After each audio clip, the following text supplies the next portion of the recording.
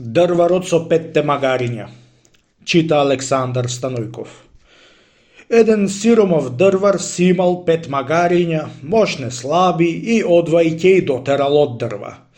Се прашал на некој човек како да му прајтна магарињата за да му одаат асолно.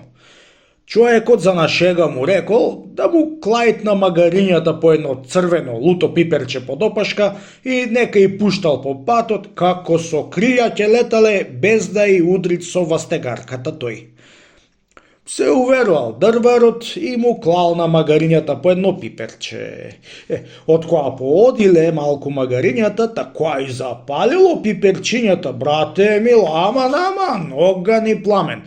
Со се што беа слаби, ама силата од пиперците беше испотерала, ти ќе беа ти отвориле еден од качар чепкан, демек беганица, грабаница, како со крија лета. Трчат дрварот по нив што да може и уште рано втаса дома, испотен и тој и магарињата жива вода беше се сториле од многото силно одење. Утрото отишол кај човекот и му благодарил за мареветот што му кажал. Аман, пријателе, му рекол, арно е сега магарињата одаат отколку што не требат. Туку, јас па не можам да и втасам, некоје чаре барај ми мене сега.